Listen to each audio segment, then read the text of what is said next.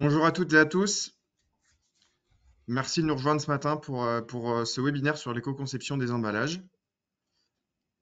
On va attendre 5 petites minutes, peut-être certainement un peu moins, que tout le monde nous rejoigne. D'ores et déjà, merci d'être avec nous ce matin pour ce webinaire qui est organisé par la CCI Grand Est.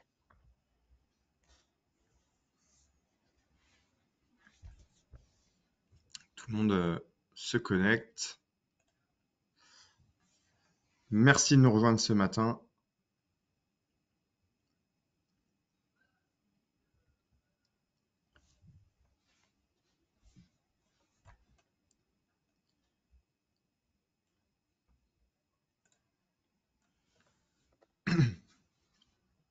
Bonjour à toutes et à tous.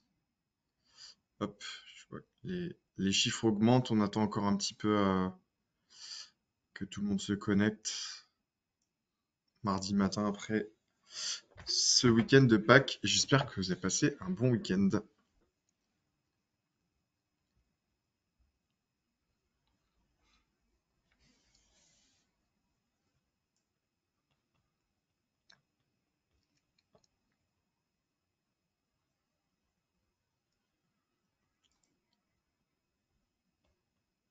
Bonjour à toutes et à tous.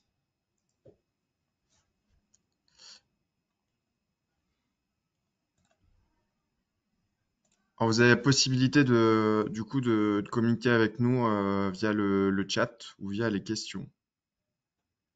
N'hésitez pas à utiliser ces fonctionnalités pendant le webinaire. Il y aura des phases de questions-réponses aussi.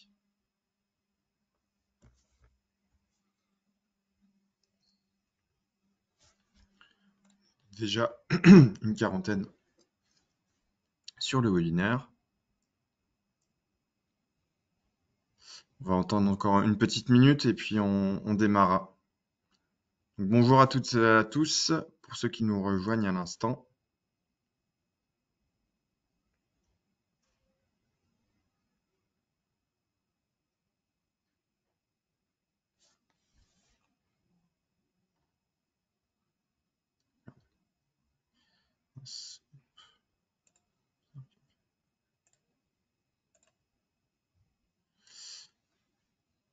Hop.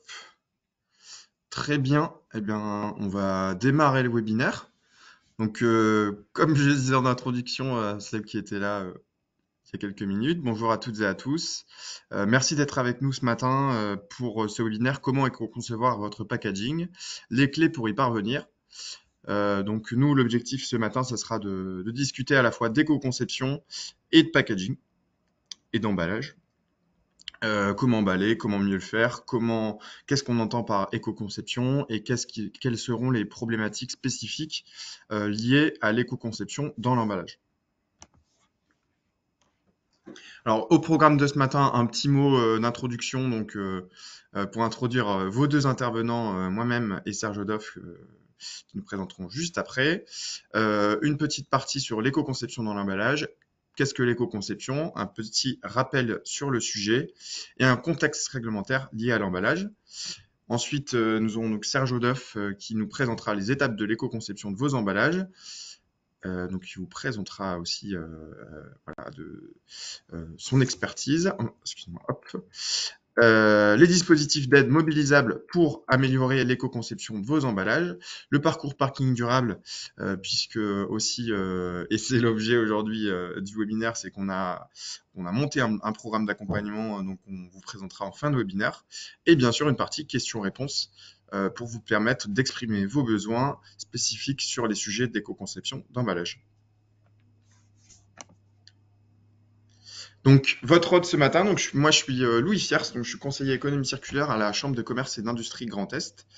Le webinaire de ce matin est organisé en partenariat avec Climaction. Donc, Climaction en Grand Est, c'est l'ADEME et la région Grand Est qui portent un programme d'accompagnement à la transition écologique et énergétique. Et la CCI Grand Est a contractualisé avec Climaction pour permettre d'accompagner les entreprises sur le territoire du Grand Est sur les sujets d'économie circulaire et d'énergie. Donc moi, sur ma partie personnelle, ça sera plutôt tout ce qui est accompagnement sur l'économie circulaire. Il y aura une partie visite éco-conception que je vous représenterai en fin de webinaire et aussi un nouveau dispositif qu'on lance cette année qui est le parcours d'accompagnement packing durable. Je vous disais qu'on travaille sur les sujets, on travaille sur plusieurs sujets. Moi, je suis sur le territoire de la Champagne-Ardenne, basé à Reims. On est 3 collègues sur la partie économie circulaire. Donc, Christelle Richy sur la partie Lorraine et Ronan Sévillo sur la partie Alsace.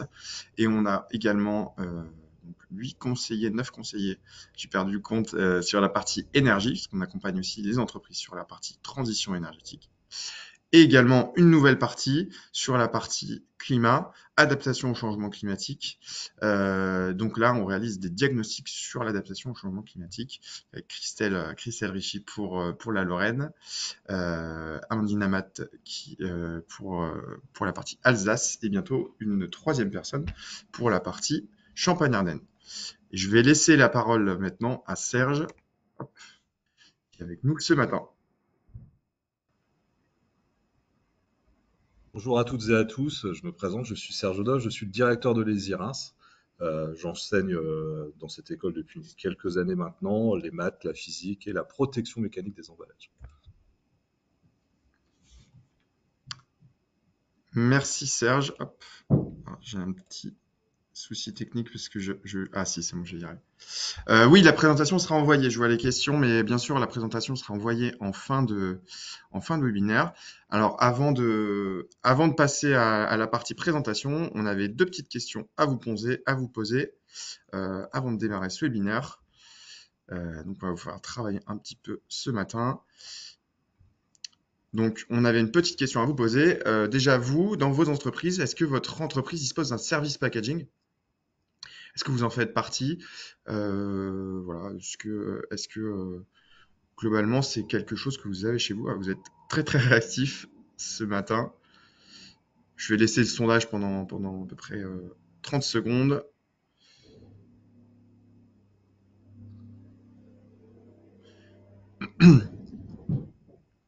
Ah, on a une question sur la partie veille réglementaire. Je pense qu'on pourra peut-être l'aborder aussi. Hop, 30 secondes. Je vous remercie pour vos réponses. Donc, on a eu 70% de votants. Je vous partage les résultats, hein. Donc, il y a quand même pas mal d'entreprises qui ont un service packaging, parce que c'est pas forcément toujours le cas, en tout cas, mais aujourd'hui, pas mal de monde là. Et une deuxième petite question. Hop. Et avez-vous besoin d'accompagnement en éco-conception de votre emballage? Je pense que peut-être, si vous êtes là aussi aujourd'hui, c'est que vous avez des questions sur le sujet.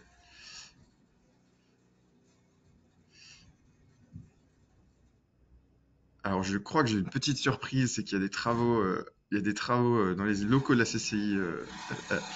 Donc, j'essaierai de couper mon micro quand je le pourrai, parce que j'entends qu'il y a des travaux dessus. Voilà. Ok, super. Merci beaucoup pour vos réponses. Hop, 60% de votants, à peu près 70% des personnes qui nous annoncent oui. Super. Eh bien, très bien. Et ben, on va essayer en tout cas de vous apporter quelques réponses. Alors, peut-être que ça sera aussi un certain nombre d'interrogations, mais l'idée, c'est de aussi potentiellement que vous puissiez sortir avec des éléments concrets à l'issue de ce webinaire. Hop. Donc déjà, sur l'éco-conception, qu'est-ce qu'on entend par éco-conception? Parce que c'est un peu un concept qui peut être un peu fourre-tout. Mais aujourd'hui, en fait, l'éco-conception, c'est surtout, ça ne veut pas dire des choses. L'éco-conception, c'est surtout pas une approche multicritère. C'est surtout pas une approche, excusez-moi, c'est surtout pas une approche monocritère. Et c'est surtout pas une approche mono-étape. Et c'est surtout pas une approche organisation. Donc, si vous m'avez bien suivi, c'est que l'éco-conception, du coup, on ne s'appuiera pas sur le bilan carbone. On va devoir travailler sur une autre analyse environnementale qui va être l'analyse de cycle de vie. Et donc l'analyse de cycle de vie, c'est une approche produit, multi-étapes et multi-critères.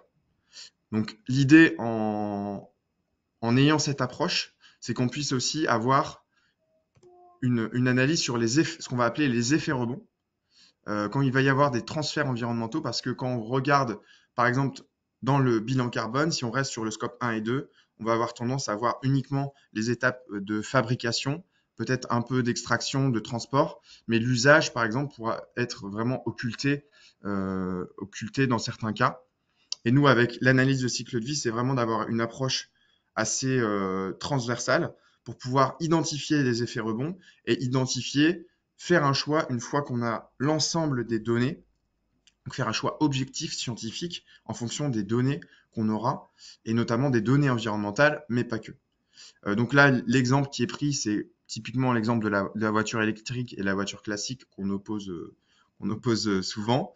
Euh, En gros, en rouge, l'idée, c'est de se dire, bah, la voiture électrique, il y aura plus d'impact à l'extraction de ressources, il y aura plus d'impact à la fabrication pour les batteries, mais il y aura un gain environnemental sur la partie usage puisque on consommera alors ça dépend du mix énergétique. Enfin, là, je ne vais pas rentrer dans les débats ce matin, mais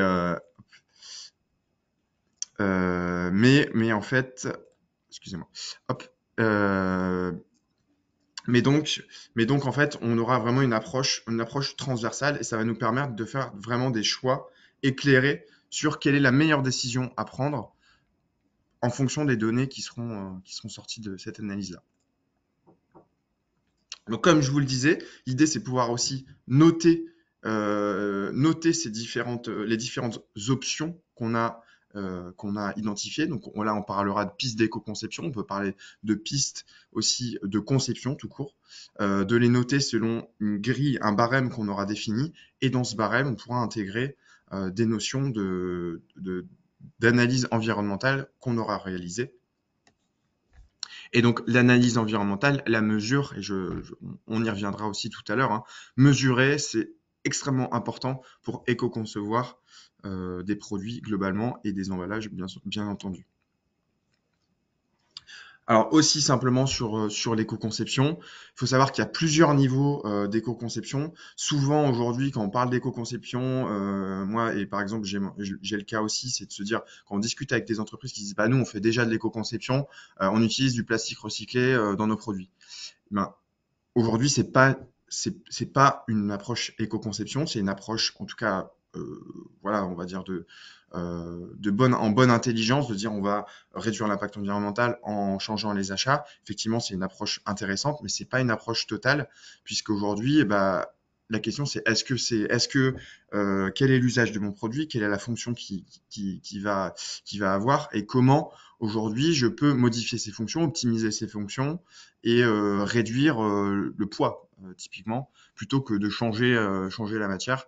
Donc là où on sera plutôt sur de l'amélioration incrémentale, on parle d'amélioration incrémentale, changer uniquement la nature recyclée, par exemple, d'un produit en approvisionnement, ou dans un second niveau, on peut reconcevoir le produit pour qu'il ait les mêmes fonctions, mais avec un poids optimisé. Et ensuite, on aura d'autres notions, innovation des fonctions. Donc là, avoir un nouvel emballage qui aura une fonction supplémentaire, innovation de système.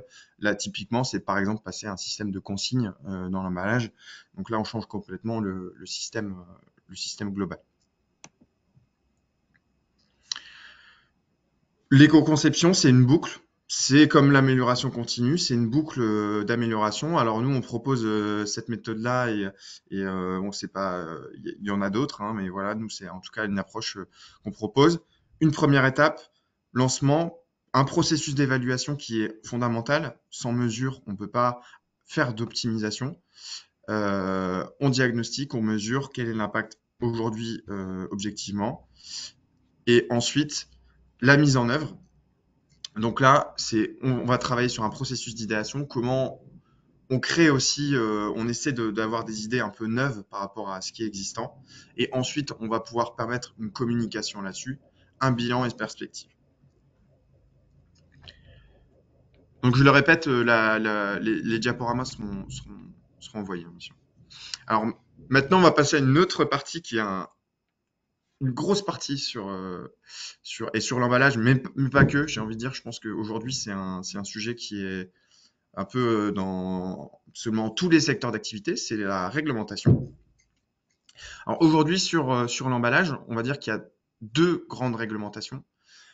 Aussi, aujourd'hui, je vais peut-être vous frustrer, mais malheureusement, aujourd'hui, nous, on n'a pas voulu faire une liste à l'après-vert de toutes les réglementations qui vont s'appliquer, parce que c'est aussi quelque chose qui bouge énormément. Les décrets, ils sont publiés, ils sont pas publiés.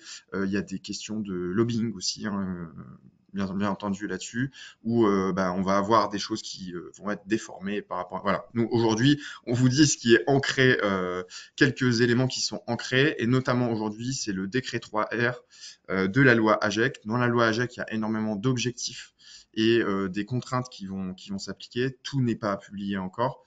Et voilà. Aujourd'hui, je vous mets les fondamentaux. Simplement, si vous avez des problématiques particulières et aussi il y a des problématiques de secteur d'activité, on pourrait voir ça, mais ça sera peut-être plutôt dans la partie questions. Dans les grands objectifs, réduction de 20% des emballages d'ici 2025, suppression des emballages plastiques à usage unique dits inutiles. Voilà, comment on définit la notion de inutile aussi. Il y a des interprétations dans la réglementation. Interdiction des emballages plastiques pour les fruits et légumes en 2030. Voilà, ça c'est par exemple des grandes mesures qui ont été mises en œuvre. Et au niveau européen, on a quand même des objectifs aussi ambitieux de réduction des emballages, 5% en 2030, 10% en 2035, 15% en 2040. On parlera là des emballages plastiques, hein, puisque par exemple ça a été identifié sur uniquement les emballages plastiques, chose qui a évolué. Et vous avez des contraintes qui commencent à être mises en œuvre, par exemple sur l'espace vide qui ne devrait pas représenter plus de 50% des marchandises emballées. À voir également, par contre, les contraintes et les sanctions qui vont être mises en œuvre par rapport à ces obligations. Hop. Alors, la REP, petite question avant ça. Donc, REP, responsabilité élargie des producteurs. Petit sondage. Connaissez-vous la REP? Hop.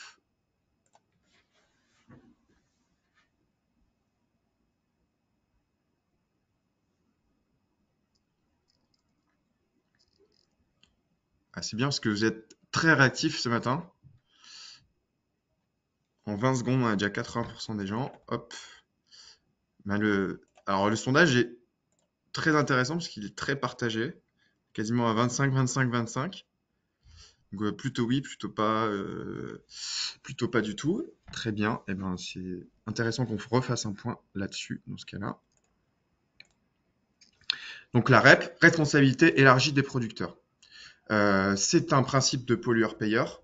Plus un produit est polluant, plus il va coûter pour la fin de vie et plus en gros, on devra payer pour sa prise en charge. Le principe, celui qui fabrique, qui distribue le produit ou qui importe, doit prendre en charge sa fin de vie. Comment c'est mis en œuvre aujourd'hui?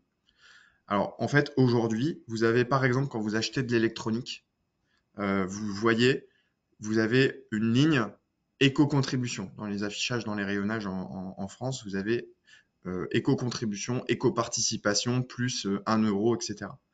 En fait, ce montant, il va être collecté par ce qu'on appelle un éco-organisme qui est agréé par l'État. Ces éco-organismes et ces filières, en fait, les filières REP aujourd'hui, il y en a énormément. Aujourd'hui, il y a plus de 25 filières REP, qui est des filières obligatoires, des filières uniquement françaises, des filières volontaires, des nouvelles filières. Voilà, comme vous voyez, c'est un peu énorme. Il y a des filières qui sont très bien identifiées par le grand public. Bah, je vous parlais par exemple des D3E, donc là c'est tout ce qui est équipement électrique et électronique. Vous l'avez aussi pour le mobilier, quand vous allez acheter du mobilier en grande distribution, vous allez avoir affiché tout ça. Par contre, pour les emballages ménagers et les emballages non ménagers, les emballages non ménagers, on y reviendra, mais c'est quelque chose qui va s'enclencher. Mais aujourd'hui, les emballages ménagers, donc en fait, globalement, c'est les bouteilles d'eau, les emballages de lait, les emballages, tout ce qui est emballage, par exemple, de nourriture. Ils sont concernés par la REP emballage ménager. Et donc là, on ne le voit pas, mais c'est intégré dans le prix du produit. Et l'émetteur sur marché collecte une éco-contribution qui est donnée à un éco-organisme. Donc pour les emballages ménagers, il y en a 3 qui ont des spécificités, hein, mais je vais détailler ça un petit peu après. Ces éco-organismes agréés par l'État, qui sont en fait des entreprises à but non lucratif, collectent cette taxe. Cette taxe, alors c'est pas une taxe, c'est une contribution. La collecte pour financer la fin de vie des produits. Et donc, par exemple, pour les emballages, Citeo, l'Eco-Adelph, finance les centres de tri, finance au tonnage les collectes de certaines typologies de plastique pour permettre d'optimiser les filières de valorisation et la fin de vie des produits. Donc, c'est un système en fait vertueux basé sur le principe du pollueur-payeur. Je suis un citoyen, j'achète mon produit, je paye l'éco-contribution. L'éco-organisme le collecte, il finance la fin de vie du produit. Et un autre sujet, c'est qu'aujourd'hui, il y a des obligations notamment dans la loi AGEC pour les metteurs sur marché de réaliser un plan de prévention et d'éco-conception. Je vois qu'il y a un petit guillemets qui manque. Et donc en fait, aujourd'hui, ces éco-organismes, ils vont se positionner aussi en amont de la fin de vie des produits, c'est-à-dire à la conception des produits, pour permettre, dès leur conception, d'éco-concevoir les produits et de permettre une meilleure gestion en fin de vie des produits. Donc on y reviendra en fin de webinaire, mais vous avez aussi des accompagnements de la part des éco-organismes pour la fin de vie des produits. Alors, la notion sur la loi AGEC, l'obligation des metteurs sur marché de réaliser un plan d'éco-conception, elle est quand même très importante. Et aujourd'hui, donc, c'est un plan qui doit être révisé tous les 5 ans. Il est individuel ou commun à tous les producteurs. Et il comporte un plan du précédent et définit des objectifs de prévention d'éco-conception par les producteurs pour les 5 prochaines années. Et vous avez la possibilité de passer par un éco-organisme pour réaliser votre plan. Voilà. Alors, il faut savoir qu'aujourd'hui, si vous êtes obligé, en fait, si vous êtes concerné, vous pouvez être concerné par une REP sans cotiser. Vous allez être ce qu'on appelle free rider par les éco-organismes. En fait, aujourd'hui, vous pouvez, si vous n'avez pas eu connaissance de cette obligation, vous pouvez quand même adhérer et rentrer dans le système. Par contre, il y a une rétroactivité de 3 ans pour les REP. Si vous avez des questions, n'hésitez pas à les poser. On les abordera sur la fin. Donc voilà en grande partie pour la filière REP et les obligations qui sont liées à cette filière REP et qui vont contraindre sur la partie éco-conception. Un petit point aussi complémentaire, j'avais entouré la partie emballage industriel et commerciaux puisque c'est une nouvelle REP qui devrait être arrivée en 2025 et qui concernera donc les emballages industriels et commerciaux. Une REP extrêmement ambitieuse, puisque aujourd'hui la principale REP, c'est les emballages individuels, donc Citeo. Il y a une nouvelle REP sur le bâtiment, et il y a cette nouvelle REP qui devrait être une des plus importantes aujourd'hui. Malheureusement, aujourd'hui, j'ai pas énormément d'éléments à vous communiquer, puisque c'est des choses qui sont encore en création, mais sachez que c'est des choses qui vont sortir prochainement. Voilà. J'en ai fini pour ma partie. Sur la partie introduction, éco-conception, contexte, Serge, je te laisse présenter ta partie. Merci Louis. Donc je vais commencer par présenter un petit peu l'école, si tu veux bien passer la diapo, Louis. Ouais. Donc j'ai le plaisir de diriger l'école supérieure d'ingénieurs de Reims, une école qui depuis plus de 40 ans maintenant forme des ingénieurs en emballage et conditionnement. On ne forme pas que des ingénieurs en conditionnement, on forme également des ingénieurs en énergétique, des ingénieurs en génie urbain et environnement. Vous aurez vite compris que le lien entre toutes ces spécialités-là, c'est bien entendu l'environnement. On a également un master en urbanisme durable et aménagement qui a lui plus de 50 ans et on forme des étudiants en classe préparatoire pour intégrer notre belle école. Il est à noter que nous sommes d'une école publique et nous sommes une des seules écoles d'ingénieurs en Europe à avoir cette spécialité sur l'emballage et le conditionnement. Alors justement, je vais Je vais parler un petit peu d'emballage. Alors, il y a certaines des personnes qui sont présentes n'ont pas de service emballage. Certaines personnes font de l'emballage sans parfois le savoir. Donc, un emballage, c'est tout objet, quelle que soit la nature des matériaux dont il est constitué, qui est destiné à protéger des marchandises. Donc, on voit déjà une première notion en fait de protection du rôle protecteur d'un emballage. Ça permet leur manutention, leur acheminement du producteur au consommateur. On voit qu'il y a toute une vie d'un emballage et à assurer leur présentation. On trouve ici un peu toute la dimension marketing. Ce terme d'emballage a été défini dans un décret, le 98-638. C'est pour dire en fait si l'importance de l'emballage et l'importance d'une définition propre d'un emballage. Quand on travaille dans l'emballage, il y a aussi un certain nombre de choses à définir, notamment la notion d'emballage primaire.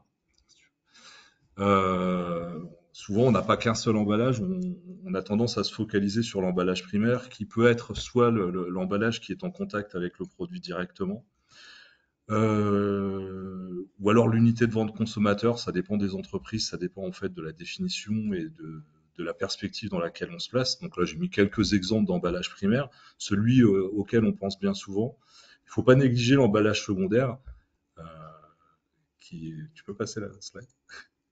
Voilà l'emballage secondaire, en fait, qui est l'emballage, lui, pour regrouper des emballages primaires, qui est un emballage qui favorise le transport, le regroupement, qui peut être, dans certains cas, l'unité de vente consommateur, comme un pack d'eau ici. C'est un emballage de transport, souvent. Cet emballage, il faut noter que cet emballage est facultatif. On peut faire du transport en vrac, par exemple. Puis enfin, dans la slide suivante, vous allez avoir l'emballage tertiaire, un emballage qui est souvent négligé, qui est un peu la dernière roue du carrosse, qui est vraiment l'emballage de transport. C'est la palette, le- la grande coiffe en carton ondulé qu'on va utiliser, les containers de transport. Les PLV également sont des emballages tertiaires, les publicités sur lieu de vente, qui permettent d'acheminer un grand nombre de produits sur un site soit de stockage, soit directement de consommation. Donc là, ça c'est pour définir un petit peu ces différents emballages. Ces emballages ont des fonctions. Donc, si tu veux bien passer là-dessus. Souvent, on dit à tort que les emballages sont inutiles, que en réalité, les emballages ont énormément de fonctions. Alors, il est d'usage de parler des 7 fonctions de l'emballage. Alors, personne n'est d'accord sur les 7 fonctions emballage, donc j'en ai mis 2 versions ici. Soit on considère, comme sur la partie de droite ici, les fonctions en fonction de l'emballage primaire, secondaire et tertiaire, ou alors de façon plus globale les fonctions d'un emballage. Une des fonctions premières de l'emballage, c'est de protéger notamment lors du transport, c'est quelque chose d'essentiel, et également de préserver le produit qui est à l'intérieur, c'est-à-dire préserver des propriétés organoleptiques, de l'alimentarité et ainsi de suite. Une autre fonction essentielle, c'est l'information. L'emballage est là pour la traçabilité, par exemple, donner des informations sur le produit, notamment aux clients, des choses sur la provenance, sur la date limite de consommation, des choses dont on ne peut pas se passer au quotidien. On a des gros besoins à l'heure actuelle de traçabilité. Cette fonction-là est essentielle. Après, on a des fonctions qui sont moins importantes, comme communiquer, faire du marketing, par exemple. Mais des choses sont essentielles également, l'utilité d'un emballage, des ouvertures faciles, de l'ergonomie au niveau de la production, comment justement un emballage permet d'être rempli facilement et de bien passer en ligne de conditionnement. Est-ce qu'il est industrialisable? Et ce qui nous concerne aujourd'hui, c'est la notion de durabilité d'un emballage. C'est considéré comme une fonction essentielle et fondamentale de l'emballage. Et depuis 1994, l'industrie de l'emballage a pris ce problème à bras le corps et travaille dessus. Tu peux passer. Donc, pour faire une bonne éco-conception des emballages, certaines entreprises connaissent très très mal leurs emballages. En fait. C'est un poste d'achat dans certaines entreprises, on regarde ça de très loin. C'est considéré plutôt comme une contrainte, ça n'a pas grande valeur ajoutée et les gens considèrent que quand on commence à gratter un petit peu dans les entreprises, on s'aperçoit que les gens ne connaissent pas bien ce qu'ils achètent et pourquoi. La base de tout travail d'éco-conception, c'est de bien les connaître. Donc, on va créer une base de données. L'idéal étant de créer une base de données qui peut être greffée dans votre ERP et pour gérer chaque référence d'emballage et les produits qui sont associés.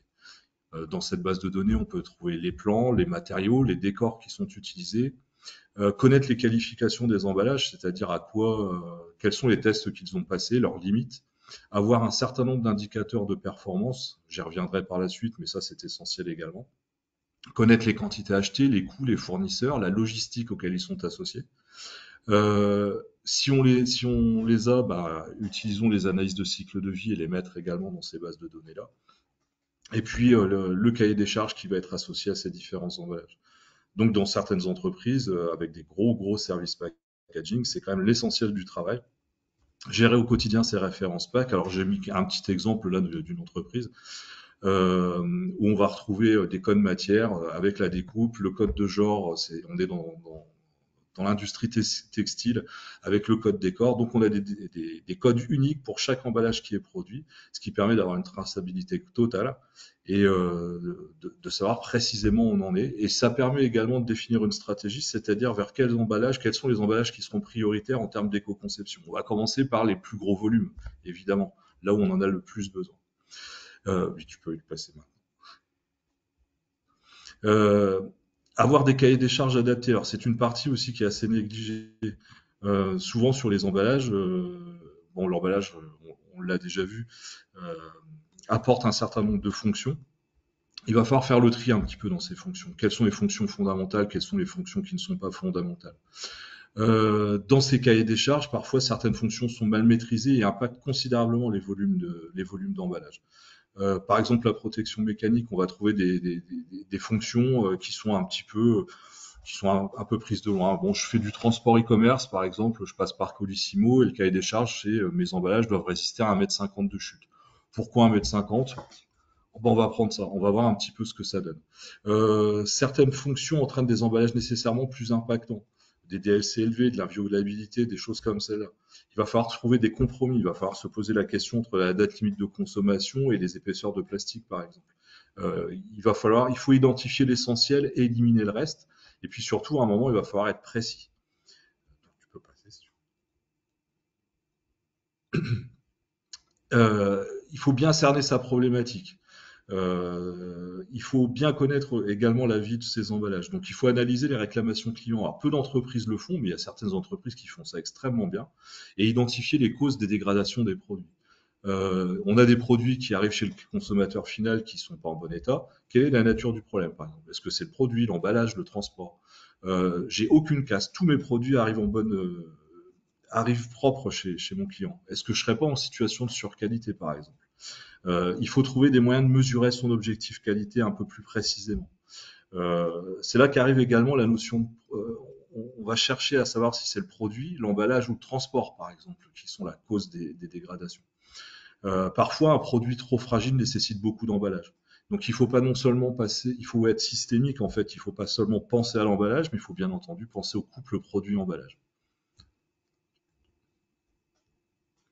Alors, j'ai des exemples comme ça, par exemple, toujours sur des cahiers des charges un petit peu logistiques. On va trouver fréquemment des emballages qui doivent protéger de 10 chutes pour 1,80 m. Est-ce que ça, c'est bien normal? Il faut que l'entreprise fasse son état des lieux et se pose la question, est-ce que c'est logique?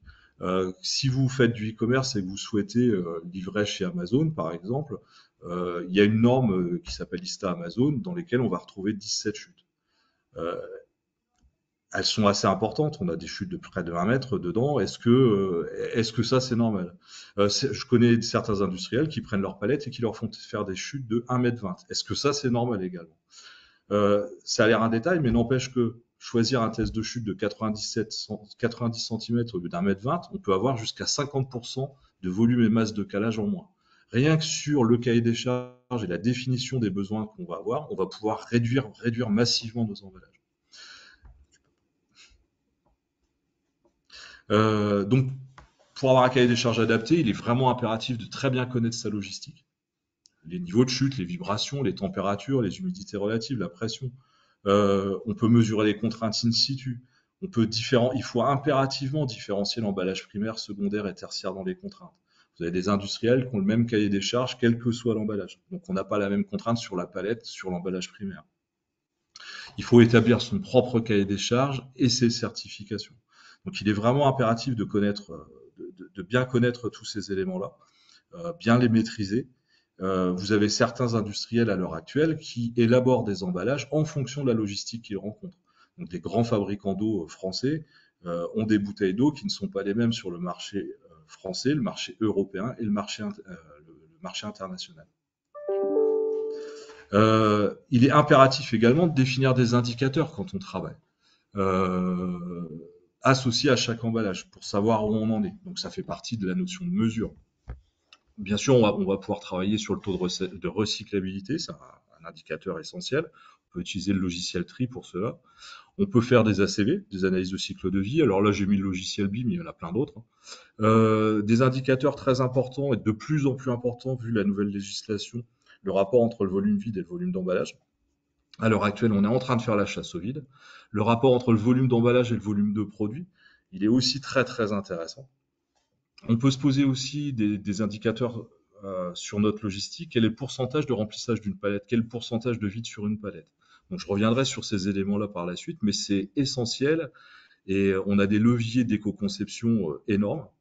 On va se poser la question du nombre de matériaux par référence d'emballage. Combien de matériaux différents on va trouver? Nombre d'éléments d'emballage, les suremballages, les scotch, les adhésifs, le petit, la petite languette qu'on va rajouter, tous ces éléments-là, on aura tendance à les réduire. Donc, connaître parfaitement le nombre d'accessoires d'emballage est important.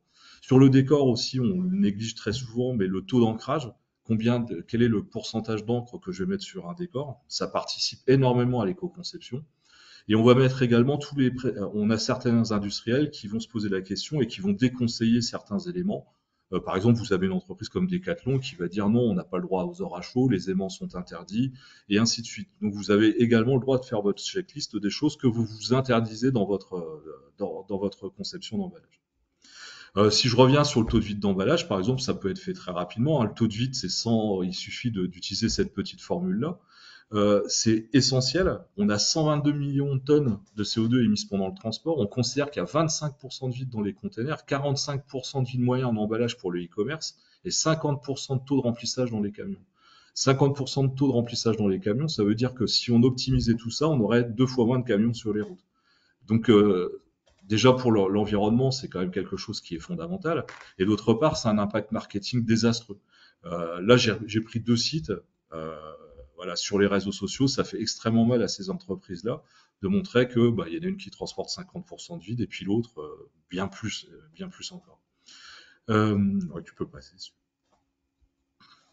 Les palettisations également, le volume d'emballage sur le volume produit ou pourcentage de remplissage palette, ça c'est également essentiel. Beaucoup d'entreprises n'ont pas forcément accès à ces outils-là, ne connaissent pas nécessairement, mais on est capable, grâce à des outils de palettisation, de vraiment remplir et d'optimiser une palette. Vous avez des outils d'aide à la palettisation, il y a Cappack de chez Esco qui est un très bon outil, ou Stack Builder qui en est un autre également.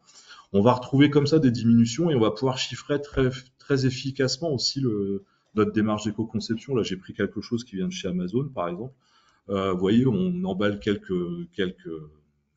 ampoules ici. Le volume d'emballage, alors il est en inch cube, hein, j'en suis désolé, 1458 inch cube, alors qu'on est passé à 375 inch cube. Les éléments d'emballage, là, pour le coup, n'ont pas été vraiment modifiés, mais on sent bien que sur une palette, on va mettre beaucoup plus d'ampoules et donc on va utiliser beaucoup moins de camions. Donc pour les logisticiens, c'est également des grosses sources d'économie. Tu peux passer à la suite si tu veux bien. On va mesurer, donc réaliser des ACV, des taux de recyclabilité sur les emballages. Donc ça, j'ai mis un exemple d'ACV qui permet de situer, où on se situe de façon globale, hein, en prenant vraiment toute la chaîne de vie du produit, de sa production jusque sa fin. Mais il y a également qualifier ces emballages relativement au cahier des charges fonctionnelles. On peut réaliser des tests de transport, mesure de perméabilité sur les films.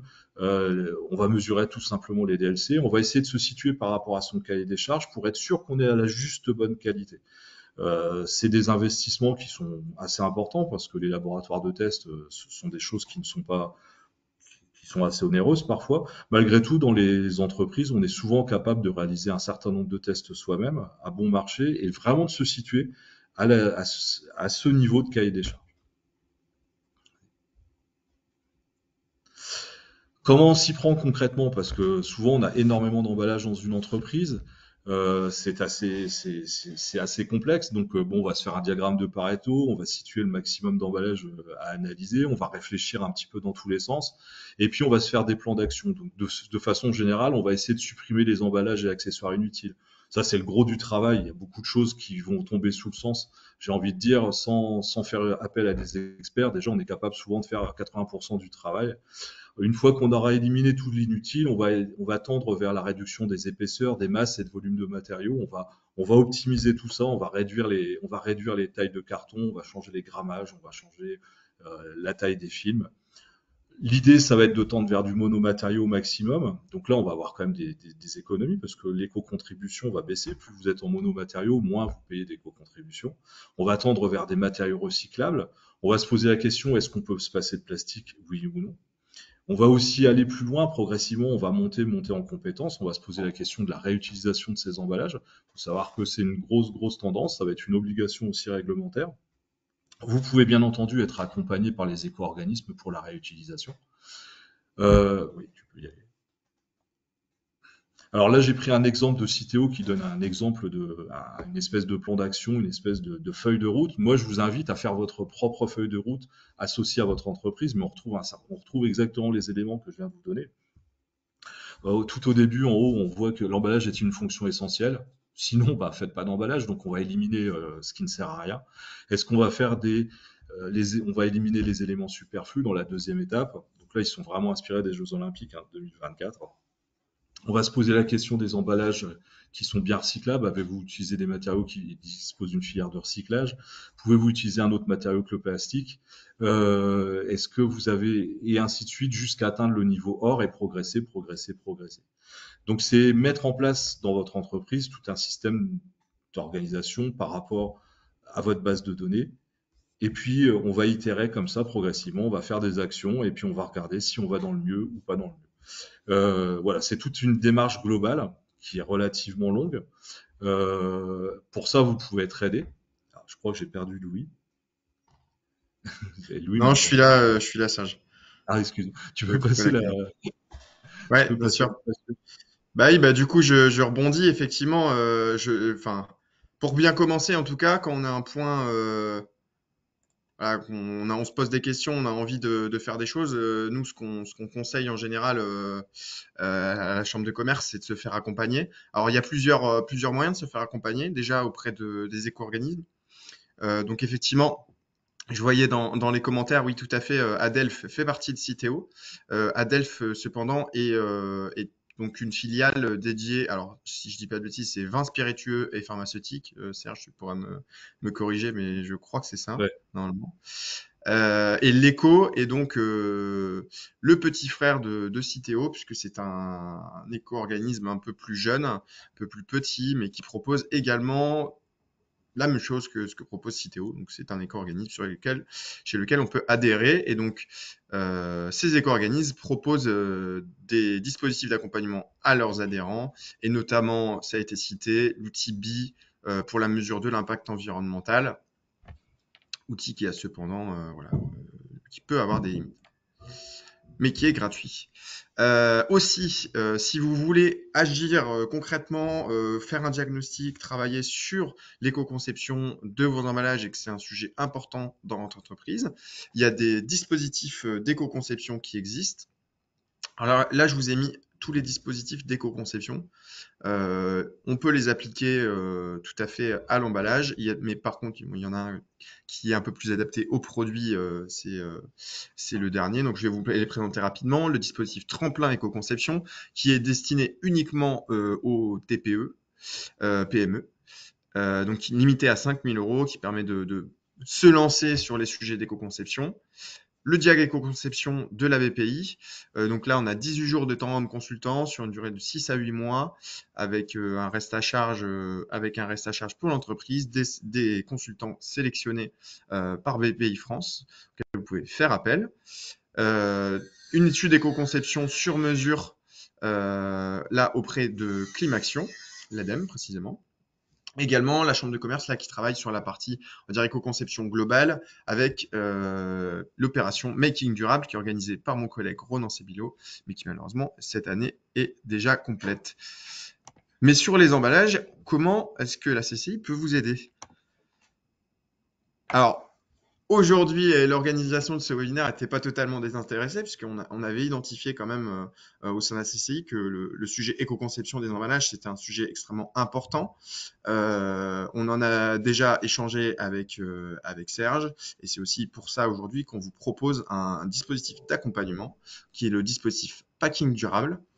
Donc l'opération Packing Durable, c'est une opération d'accompagnement collectif et individuel pour mettre en œuvre l'éco-conception emballage dans vos entreprises. Une opération donc, qui est menée en partenariat avec l'ESI et qui est également pour laquelle on a sélectionné un consultant, donc le consultant qui est Good Impact, Clément Mazzolini, qui est basé à Reims. Les grandes lignes de l'accompagnement, une partie collective, des ateliers collectifs pour monter en compétences, des ateliers individuels pour travailler spécifiquement sur les sujets de l'entreprise, d'analyse de cycle de vie, de l'idéation, de la recherche de fournisseurs, de l'évaluation. On peut mettre différentes choses. Un accompagnement sur 12 mois, 7 jours d'ateliers collectifs, 8 jours d'ateliers individuels et une licence pour un logiciel d'éco-conception. On citait BI tout à l'heure.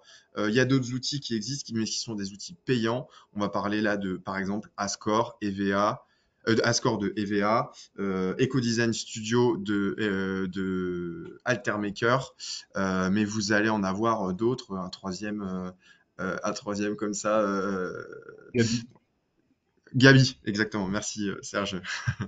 Gabi ou encore Simapro. Donc l'opération qu'on vous propose, ce qui est très intéressant, c'est qu'elle est prise en charge à un certain niveau de prise en charge. Pour les 7 jours d'accompagnement, 8 jours de conseil individuel, 24 mois de licence, on estime ça à 11 700 euros. L'idée quand vous participez à l'opération, c'est qu'on va valoriser du temps interne des salariés qui vont participer à l'opération. Et ce temps interne est valorisé dans le cadre de l'opération et donc il va faire l'objet d'un cofinancement. Et donc vous avez un reste à charge qui va être relativement maîtrisé pour une opération sur un an qui vous permet vraiment d'avancer rapidement sur les sujets de l'éco-conception packaging avec des experts du packaging. Comment participer? Vous avez donc dans la présentation les liens sur la présentation complète de l'opération et vous pouvez aussi candidater. Donc la candidature se fait jusqu'au 3 juin prochain.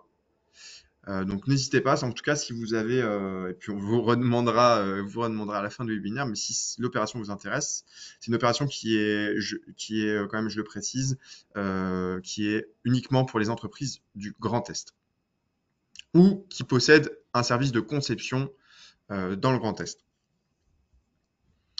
Alors si ça paraît un peu trop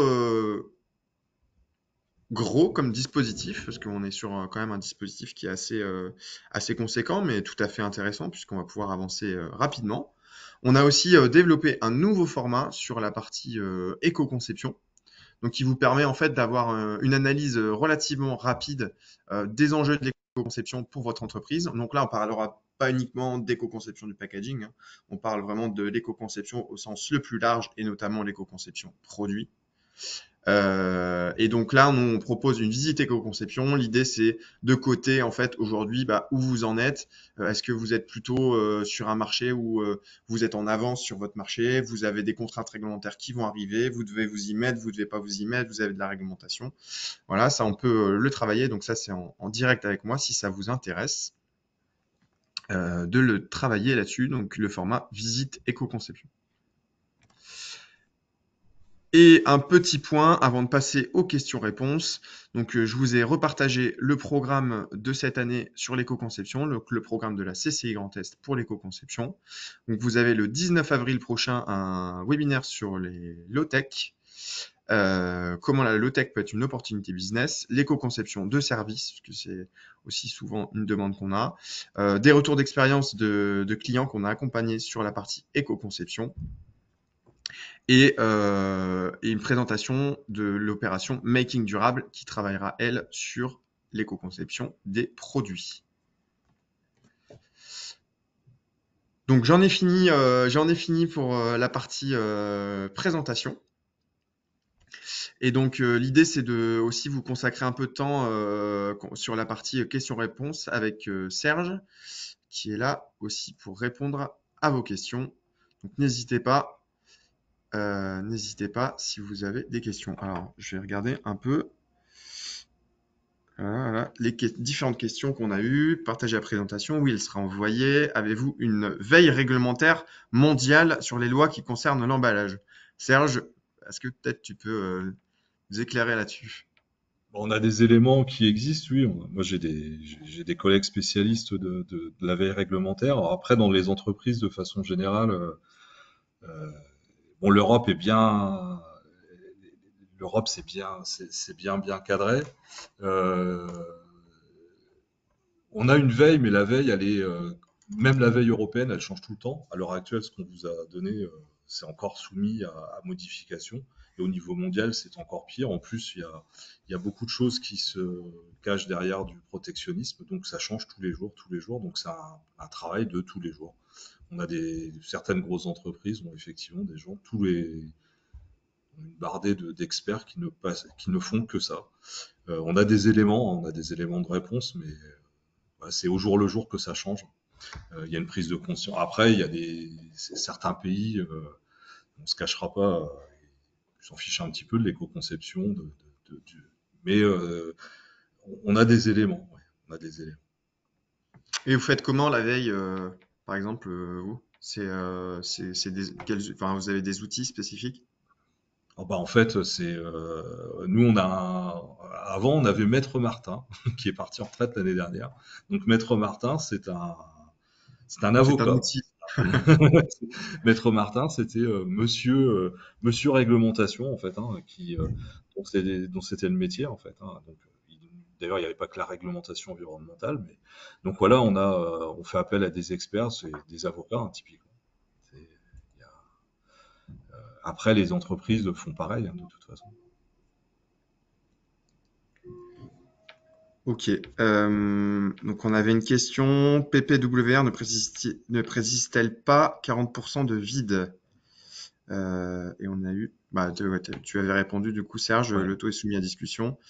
ouais. C'est ce qu'on vous disait encore une fois, c'est des choses qui évoluent énormément. Il y a énormément enfin, voilà, pour être clair, hein, du lobbying aussi hein, sur ces sujets-là, puisqu'il y a des sujets derrière de production, de mise sur marché, metteur sur marché.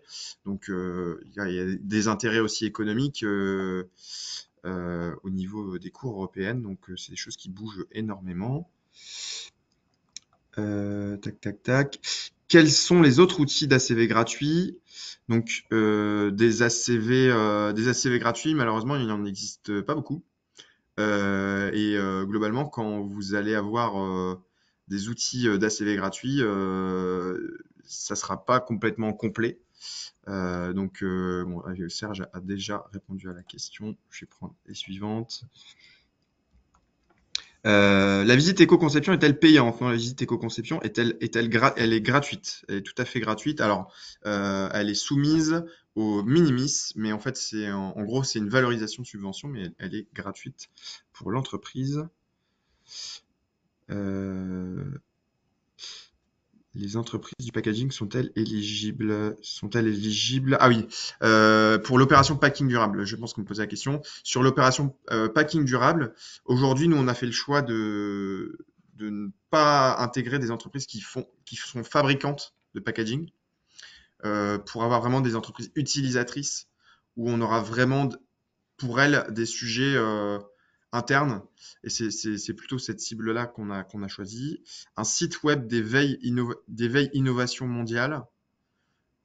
Serge, je ne sais pas comment vous faites vos veilles innovation. Allez-y.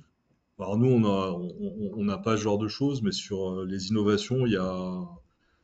Alors le nom m'échappe, je suis désolé, mais il est utilisé par les gros. En tout cas, en agroalimentaire, il existe un site qui fait de la veille absolument partout dans chaque pays. Je ne sais plus le nom de ce site-là, je suis désolé. Euh, On pourra peut-être mais ouais, je le c'est note. quelque chose qui Je existe reviendrai vers dans les toi, pays. Serge. Vous avez l'intégralité de tous les emballages qui existent de par le monde.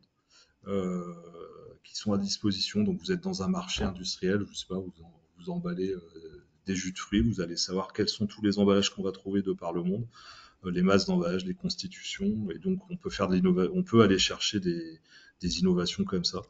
Euh, Ça, Non, mais t'inquiète pas, l'ancien, j'ai on retrouvé. pourra on y répondra a posteriori, il n'y a pas de souci. Peut-on L'ancien nom, convaincre? c'était, ça s'appelait Vas-y.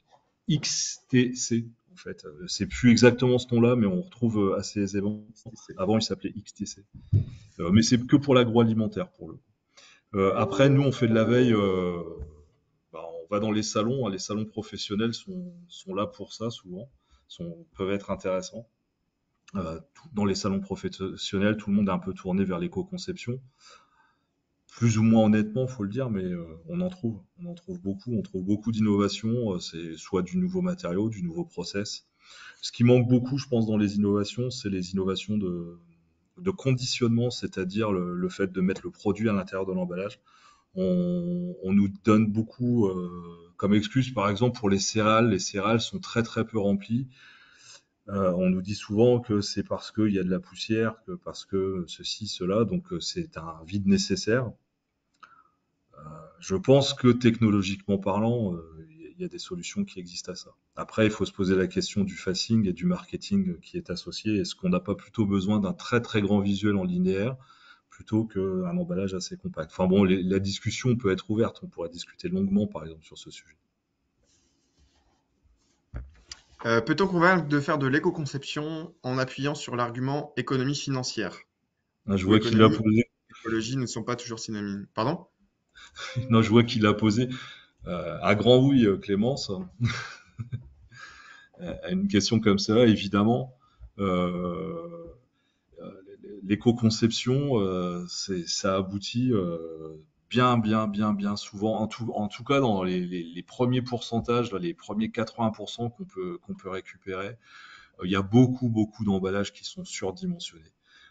Ne serait-ce qu'en épaisseur de carton, en épaisseur de film. Donc tout ça, il suffit très rapidement, en réduisant, on voit des économies de masse qui sont considérables. Il y a énormément d'argent à se faire sur cette partie-là. Donc ça, c'est très clair, c'est très souvent synonyme. Et en plus, il y a des gains, des gains autres, hein, parce que on va communiquer dessus, on va parler un peu de ce qu'on fait et de ce qu'on fait bien. Il n'y a rien de pire qu'un emballage qui se fait bâcher sur les réseaux sociaux. On perd des clients, hein, très clairement. Donc en fait, en termes d'image, si tout est fait sincèrement et si tout est mesuré, tout est propre et transparent, on a tout à y gagner en termes de marketing. Et si je parle du marketing aussi, c'est pareil, il y a toute une question sur le marketing des emballages, hein, ça fait partie d'une des questions qui a été posée. Le marketing a vraiment besoin aussi de prendre sa part des choses parce que les fonctions marketing, elles impactent énormément l'emballage. Je parlais de facing, je parlais d'impression. Donc ça fait des taux de recyclage. Les aimants qu'on trouve, c'est souvent des demandes marketing. Et en prenant en compte complètement le marketing, en faisant en sorte que le marketing soit aussi éco-conçu, on arrive à des économies d'échelle qui vont être très intéressantes. Donc là, ce que tu veux dire, c'est qu'il faut intégrer le marketing dès la phase de conception de cahier des charges qu'on évoquait tout à l'heure, en fait. Ah bah c'est même plus qu'essentiel en fait. C'est extrêmement important. En fait, on assiste parfois à des briefs marketing où on vous dit, enfin, tout au début du brief marketing, le marketing dit bon, on va faire un emballage éco-conçu, on va aller vraiment travailler vers quelque chose d'environnemental. Ça revient après être passé par les équipes techniques, on commence à parler de coûts, et là, d'un seul coup, le marketing, il va dire, bon, on va faire comme si c'était éco-conçu. Ça, c'est vraiment une démarche assez malhonnête, il faut surtout pas tomber dans ces travers-là. Surtout que ça se voit, en plus. Comment trancher si un emballage éco-conçu revient plus cher à fabriquer qu'un emballage plus classique? C'est l'image de marque de son entreprise. Enfin, euh, c'est souvent, et puis de combien, et puis rapporter aussi le coût d'emballage, des choses qui sont parfois négligées, mais le rapport entre le coût produit et le coût emballage, des fois, sur certains marchés, on peut se le permettre assez aisément quand même, je pense. Voilà, faut remettre tout ça dans un contexte. Il faut pas regarder que le chiffre emballage. Après, il faut regarder le prix de vente produit. Et puis, en plus, encore une fois, on tire des avantages marketing. Voilà, on fait bien. Donc, même si c'est un petit peu plus cher et si on fait mieux, il y a des grands industriels qui y arrivent très bien à l'heure actuelle. Ouais, ça, je sais pas trop comment répondre. Existe-t-il une liste de salons expositions liés à la démarche éco-conception des emballages afin de rencontrer des entreprises qui travaillent dans ce domaine? Il y a le salon du vrac qui existe, où là-dessus, effectivement, sur le côté réemploi, vous allez avoir beaucoup de monde. Après, sur l'éco-conception, j'ai envie de dire que dans l'emballage, il y a quand même beaucoup d'acteurs, non, je pense, qui commencent à s'y mettre. Donc, globalement, c'est les salons de l'emballage, finalement, sur lesquels on pourrait peut-être avoir des réponses sur ces sujets d'éco-conception. Ouais, mais même, j'ai envie de dire, pratiquement tous les salons de l'emballage, hein, sont très liés à ça. Bon, encore une fois, il faut toujours faire un peu le tri, mais ça, c'est comme dans tous les salons. Après, effectivement, comme tu dis, il y a le salon du réemploi, du réusage, mais enfin, moi, tous les salons où je suis allé de par le monde, en fait, on va avoir une grosse place à l'éco-conception. On va vous donner, on va vous donner à voir ce qui se passe. Après, les très grosses entreprises qui ont un vrai poids sur les fabricants d'emballage, elles organisent des Innovation Day très orientés environnement et ce sont les fournisseurs qui leur amènent en fait, hein. Les gros fournisseurs d'emballage vont. Après, ces grosses entreprises-là les croient pas sur parole, donc ils vont analyser, ils vont évaluer, ils vont faire encore une fois de l'analyse de cycle de vie, ils vont regarder ce que c'est. Mais globalement, les choses avancent plutôt bien en fait. Super. Et bon, on avait une question, alors elle est un peu large, et je pense qu'on terminera là-dessus, mais en ouverture alors, comment mettre en place la réutilisation d'un emballage dans le cadre de PPWR? Je pense que plus largement, ça ouvre la question du réemploi des emballages. C'est quoi l'avis de Lézy là-dessus et comment vous interprétez cette tendance du réemploi? Bah, c'est une tendance en fait, beaucoup d'industriels y sont intéressés. C'est un retour aux sources, hein, finalement, parce que la réutilisation, c'est quelque chose qui est ancré un peu dans notre histoire. Enfin, nous, on est en Champagne. On voit bien qu'historiquement, bon, les choses ont évolué. Il n'y avait plus du tout de réutilisation pour des raisons diverses et variées, en fait, hein. Et donc là, beaucoup de gens veulent y retourner. Beaucoup de gens y regardent. Encore une fois, ça se mesure. On identifie les sources, on identifie ces sources d'approvisionnement, qu'est-ce qu'on va pouvoir utiliser en quelle quantité et pour quelle marge. Euh, Il y a des organismes qui se mettent dessus, il y a des aides. C'est pas quelque chose de simple. C'est pas quelque chose de simple. Là, je prends l'exemple de la Champagne. Réglementairement, on ne peut pas réutiliser une bouteille de champagne. Voilà, comme ça, dont acte. Malgré tout, utiliser une bouteille de champagne pour du champagne, on peut en faire autre chose, on peut bière, on peut faire du cidre avec. C'est des bouteilles qui sont de très haute qualité. Donc en fait, il y a des circuits. Ah,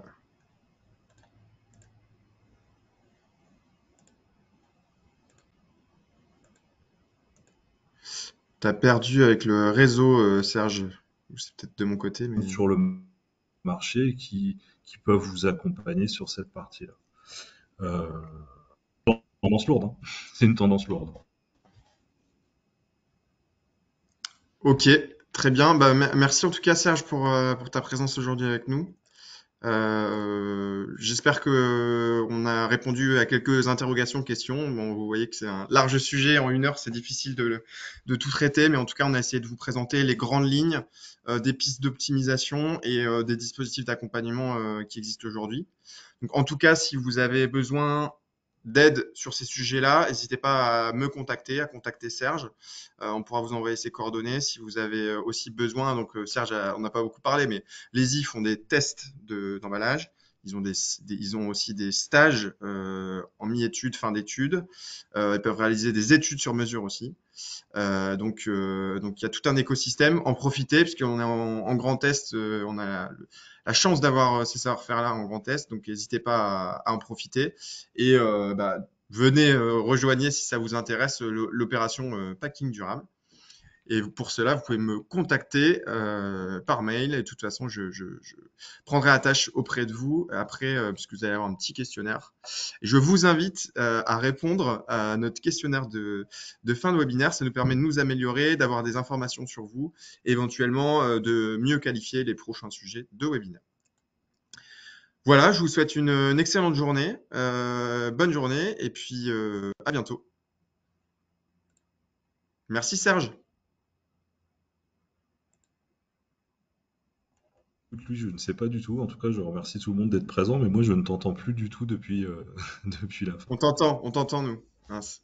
T'as plus de... En tout cas, c'était un plaisir. À bientôt.